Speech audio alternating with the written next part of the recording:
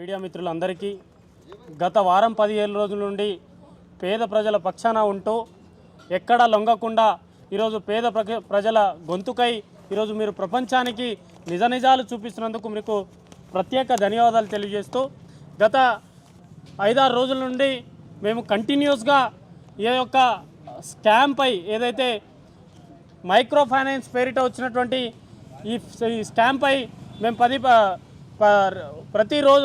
ప్రతిరోజు మేము press meet పెట్టి మాకు తెలిసిన సమాచారాన్ని మీ ముందు ఉంచే ప్రయత్నం చేస్తూ ఉన్నాం. మొదట గిరిజన సంఘాల జాయింట్ యాక్షన్ కమిటీగా అలాగే తెలంగాణ ఉద్యమ నాయకుడు సంపత్ నాయక్ గారి ఆధ్వర్యంలో మేము మొదట మనం ఫిలిం ఛాంబర్ ప్రొడ్యూసర్ కౌన్సిల్లో ఏదైతే ఆరోపణలు ఎదుర్కొంటున్నటువంటి సింగర్ మంగ్లీ గారి పైన చర్యలు తీసుకోవాలి, ఆమెకు ఎటువంటి అవకాశాలు ఇవ్వద్దని చెప్పేసి మేము ప్రొడ్యూసర్ కౌన్సిల్కి ఫిర్యాదు చేయడం జరిగింది. ఆ తర్వాత మళ్ళీ ప్రెస్ మీట్లో మేము ఇక్కడ ఓయూ క్యాంపస్లో పెట్టినప్పుడు స్వయంగా మా సోదరి ప్రత్యూష రాథోడ్ గారికి మేము లైవ్లో ఉన్నప్పుడే ప్రత్యూష రాథోడ్ గారికి కంటిన్యూస్గా ఫోన్ చేయడం, ఆమె మాట్లాడడం, ప్రత్యేక సాక్షిగా మీడియానే దాన్ని లైవ్ కవరేజ్ చేయడం జరిగింది. ఆ సందర్భంలోనే మేము ప్రతిరోజు ఎవిడెన్స్ గ్యాదర్ చేయడంలో మేము చాలా సీరియస్గా దాని వెనకాల పడ్డాం.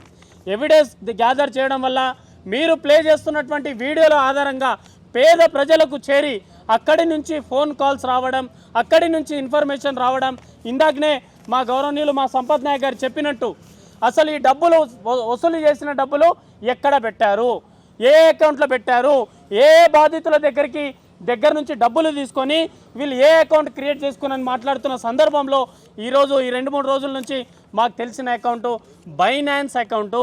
ఈ అకౌంట్లో పోయే డబ్బులన్నీ స్కామ్ డబ్బులు మాత్రమే దీంట్లో పోతాయనే మేము ఈ రీసెర్చ్ చేయడంలో మాకు తెలిసింది.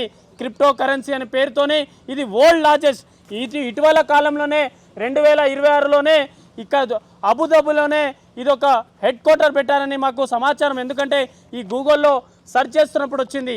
ఈ బైనాన్స్ యాప్లో ఎవరి పేరు మీద అకౌంట్ ఉంది, ఏ బాధితుల పేరు మీద అకౌంట్ ఉంది, ఏ బినామీల పేరు మీద అకౌంట్ ఉంది, సుమారు 500 కోట్ల పైచిలకు ఈ అకౌంట్లో డబ్బులు ఉందనే సమాచారం మాకు ఉంది. అందుకే ఈరోజు మేము ప్రెస్ మీట్ పెట్టి డిపార్ట్మెంట్ వారికి తెలియజేయాలనుకుంటున్నాము.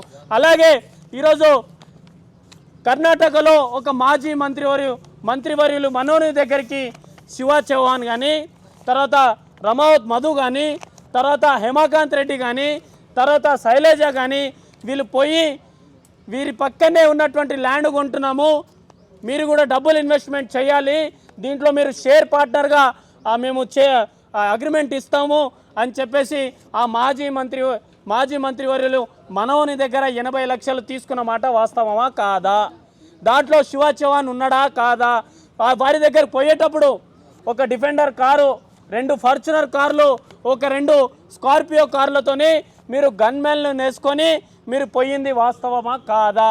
మరి వాస్తవం అయితే మీరు బయటికి వచ్చి చెప్పాలి, ఆ డబ్బులు ఎక్కడెక్కడ పెట్టారనేది చెప్పాలి. అలాగే ఇందాక మా నాయకులు చెప్పినట్టు బెంగళూరు నుంచి సుమారు 25 కిలోమీటర్ దూరంలోనే 6-7 ఎకరాల భూమి కొనడం మీరు కొన్నారా లేదా? అది కొంటే ఏ శైలజ పేరు మీద ఆ భూమి రిజిస్టర్ అయి ఉంది, అది ఏ సర్వే నెంబర్లో ఉంది మీరు చెప్పాలి. ఇది నిజమా కాదా? దీన్ని ఎంక్వైరీ చేయాలి. అది ఒక్కొక్క ఎకర సుమారు 6 నుంచి 7 కోట్ల భూమి ఉంటుంది, అంటే సుమారు 30 కోట్ల వరకు అక్కడ ఆ భూమి మీద ఇన్వెస్ట్ చేశారా లేదా? మీరు కూర్గులో సుమారు 15 ఎకరాల భూమి మీరు కూర్గులో కాఫీ తోట కొన్నారా లేదా? బాంబేలో మీరు ల్యాండ్ కొన్నారా లేదా? ఈ డబ్బులన్నీ ఇన్వెస్ట్మెంట్ ఎక్కడెక్కడ చేశారని అన్ని ఆధారాలు మా దగ్గరకు వస్తున్నాయి. అలాగే ఏదైతే రమావత్ బాలాజీ, అలాగే రమావత్ మధు, తర్వాత అభిషేక్, తర్వాత శివ చౌహాన్ వీళ్ళ మధ్యలో ఉన్న ఏ వ్యక్తి ఉన్నారు నేను ఒక్క నిమిషం, ఈ ఫోటోలో ఉన్న వ్యక్తులు దయచేసి దీన్ని చాలా సీరియస్గా తీసుకోవాలి. ఇక్కడ ఉన్నది రమావత్ మధు, ఇప్పుడు ఉన్నటువంటి A1 మధు, ఇక్కడ ఉన్నది ఆమీర్ పటేల్. మరి ఈయన అరెస్ట్ అయినప్పుడల్లా, ఈ ఇష్యూ బయటికి వచ్చినప్పుడల్లా ఆమీర్ పటేల్కి ఈ స్కామ్కి సంబంధం ఏంటిది?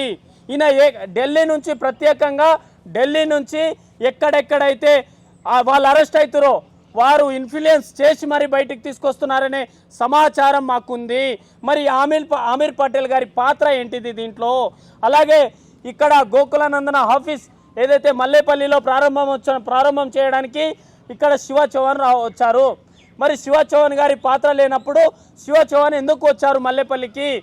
ఆ తర్వాత అభిషేక్ ఏదైతే మొన్న తొలి వెలుగు రఘు గారితో ఇంటర్వ్యూ ఇచ్చినప్పుడు కొన్ని చెప్పి చెప్పనట్టు కొన్ని దాచిపెట్టుకొని సమాచారం వదిలిపెట్టాడు. మరి ఆ తర్వాత భరత్ చౌహాన్,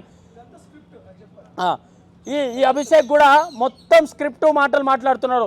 అలాగే ఈ భరత్ చౌహాన్ ఎవరు? మధువాలా బాబా జైరాబాద్లో ఏ ల్యాండ్ సెటిల్మెంట్ చేశారు అంటే ఈ 15 రోజుల నుంచి ఈ 15 రోజుల నుంచి వస్తున్నటువంటి వార్తల నేపథ్యంలో జైరాబాద్లో ఎన్ని ఎకరాల ల్యాండ్ సెటిల్మెంట్ జరిగాయి, అక్కడ ఏ బాధితులకు ఎన్ని డబ్బులు పంపించారనేది ఈ ఇన్ఫర్మేషన్ కూడా ఈ భరత్ చౌహాన్ దగ్గర నుంచి తీయాలని చెప్పేసి నేను ఇది చెప్పు. బేసికల్గా ఈ అబ్బాయి ఒక ఛానల్లో ఇంటర్వ్యూ ఇచ్చినప్పుడు కేవలం ఇది ఒక స్క్రిప్ట్ రాసుకొని వచ్చిండు. అసలైన కల్పరిట్స్ వేరేగా ఉన్నది. వీడు దాంట్లో ఒక దొంగే, వీడు కూడా చాలా వాటిలలో దొంగే. ఇదంతా అసలైన ఎవరైతే మెయిన్ పెద్ద తిమింగలాలను కాపాడే ప్రయత్నం చేస్తున్నారు. ప్లీజ్. అలాగే ఈ భరత్ చౌహాన్ గారి పైన ఎంక్వైరీ చేయాలి. ఈయన పేరు మీద ఎటువంటి ఆస్తులు ఉన్నాయి, ఈయన సంపాదన ఏంటిది, ఈయన చేస్తున్న ఉద్యోగం ఏంటిది, ఈరోజు వేల కోట్లు పెట్టి ఈరోజు బాంబేలో కానీ బెంగళూరులో కానీ హైదరాబాద్లో కానీ తర్వాత కూర్గ్లో కానీ వీళ్ళందరూ భూములు కొనడానికి సమాచారం మాకు సంపూర్ణంగా ఉంది. అలాగే బైనాన్స్ ఫైనాన్స్ ఒకటి, ఆమీర్ పటేల్ గారి పాత్ర ఒకటే, ఈ ఫోటోలో చూపించినటువంటి ఈ పాత్ర ఒకటి. ఇంకోటి ఇక్కడ మా మంగ్లీ గారు వదిబట్లలోనే మా మధు గారి ఇంటికి వెళ్ళారు. ఏంది మధు ఒక బూత్ బంగ్లా కట్టిస్తా అన్నాడు. ఈ పేద ప్రజల డబ్బులన్నీ వసూలు చేసుకొని అక్కడ దేవరకొండ నియోజకవర్గంలో కానీ నా చుట్టుపక్కల ఎవరి ఇల్లు లేని హైదరాబాద్లో పెద్ద పెద్ద హైటెక్ సిటీలో ఒక్కొక్క బూత్ బంగ్లాలు మనం చూస్తూ ఉన్నాం. ఎప్పుడు అటువంటి విధంగా ఈయన ఒక రాజా మహల్ నిర్మించినప్పుడు మంగ్లీ గారు దీన్ని డిజైన్ చేశారా కాదా అనేది వాస్తవం తెలియాలి. అలాగే మంగ్లీ గారి పక్కన బాబు నాయక్ అనే వ్యక్తి ఉన్నాడు. అలాగే ఈ మధు గారి పక్కన రామ్దాస్ నాయక్ అనే వ్యక్తి ఉన్నాడు. ఈ రామ్దాస్ నాయక్ మధు నాయక్ గారికి ముఖ్యమైన ఏజెంట్ అవునా కాదా? మరి ఈ ఏజెంట్ దగ్గర ఎన్ని డబ్బులు ఉన్నాయి? ఈయన ఇప్పటికీ బయటనే తిరుగుతున్నాడు. మరి ఈయనను ఎందుకు అరెస్ట్ చేయడం లేదు? ఇవన్నీ వీళ్ళందరినీ చెప్పిన పేర్లందరినీ అరెస్ట్ చేస్తే, దీనికి ఫేర్ ఇన్వెస్టిగేషన్ చేస్తే పేద ప్రజలకు న్యాయం జరుగుతుంది. అలాగే ఇందాకనే మేము ఈ ప్రెస్ మీట్ మా పెట్టబోతున్న సమాచారం మా తండా ప్రజలకు వెళ్ళంగానే మీరు సుమారు ఇక్కడ ఒక లిస్ట్ వచ్చింది. అంటే సీరియల్ నెంబర్ 10 నుంచి 29 వరకు వచ్చింది మాకు ఒక లిస్టు. ఇది జస్ట్ ఒకటి మాత్రమే, జస్ట్ ఒక శాంపుల్ స్లిప్ మాత్రమే వాళ్ళు రిలీజ్ చేయడం జరిగింది. ఏంటిది? 10వ నెంబర్ సీరియల్ నెంబర్ నుంచి 1 కాకుండా సీరియల్ నెంబర్ 10 నుంచి 20 వరకు. అంటే దీంట్లో సుమారు పడిమట్టి తాండా, తర్వాత పోలేపల్లి తాండా, దేవరకొండ, జగ్య తాండా, కొర్ర తాండా, వదిబట్ల, చింతల్ తాండా, ఇక్కడ ఉన్నటువంటి వీళ్ళు మెయిన్ ఏజెంట్లు. కేవలం ఈ పేపర్ లెక్క పెట్టుకుంటే సుమారు 30 కోట్ల వరకు వారు ఇచ్చినటువంటి ఆధారాలు ఉన్నాయి. మరి ఈ అకౌంట్ ఎక్కడ ట్రాన్స్ఫర్ అయింది? వాళ్ళు ఇచ్చినటువంటి అగ్రిమెంట్ ఇది. ఇదంతా మధు గారికి ట్రాన్స్ఫర్ చేశారు. ఇవన్నీ రమావత్ మధు ఇవన్నీ ఆర్టీజీఎస్, ఐఎంపిఎస్ వాటి ద్వారా ట్రాన్స్ఫర్ చేశారు. మరి ఈ డబ్బులు ఏ బైనాన్స్ అకౌంట్లో వెళ్ళాయి, ఏ అకౌంట్లో ఉన్నాయనేది తేల్చి అక్కడ ఉన్నటువంటి పేద ప్రజలకు న్యాయం చేయాలని చెప్పేసి మరోసారి నేను ఇక్కడ డిపార్ట్మెంట్ కానీ ఇక్కడ ప్రభుత్వానికి కూడా మేము రిక్వెస్ట్ చేస్తూ ఉన్నాం. Thank you.